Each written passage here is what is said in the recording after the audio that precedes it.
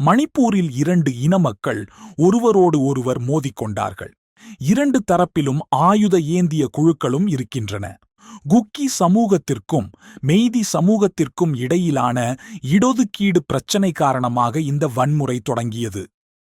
மணிப்பூரில் மெய்தி, நாகா மற்றும் குக்கி என மூன்று முக்கிய சமூகங்கள் வசிக்கின்றன.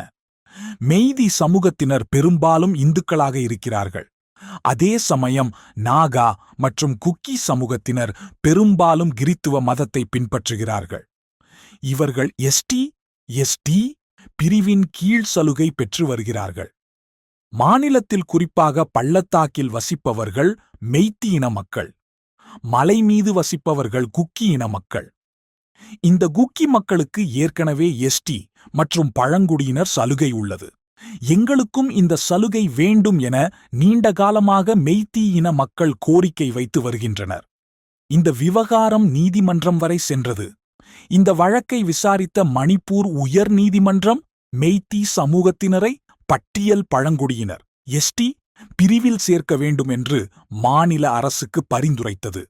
இதற்கு குக்கி ஈன மக்கள் கடும் எதிர்ப்பு தெரிவித்தார்கள். இதைத் தொடர்ந்து போராட்டம் வெடித்தது.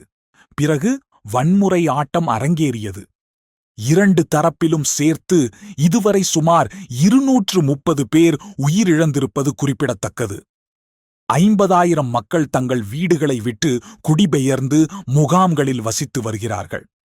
மணிப்பூர் வன்முறையை அடுத்து அங்கு அமைதி திரும்பக் கோரி பல போராட்டங்களும் பேரணிகளும் நடைபெற்றன. அதன் பிறகு சற்று அமைதி திரும்பியது. ஆனால் அந்த அமைதி அதிக நாட்கள் நீடிக்கவில்லை. மணிப்பூரின் ஜிரிபாம் மாவட்டத்தில் மெய்தி பழங்குடியினர் 6 பேரின் உடல்கள் ஜிரி ஆற்றில் கண்டெடுக்கப்பட்டது.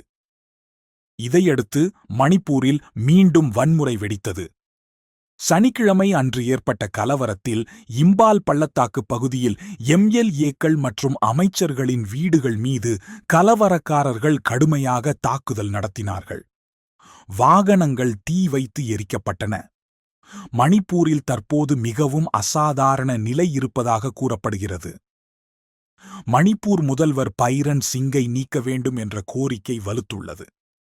அதேபோல் அங்கு எப்பொழுது வேண்டுமானாலும் ஆட்சி கவிழும் அபாயமுள்ளதாகவும் ஊடகங்கள் சொல்கின்றன.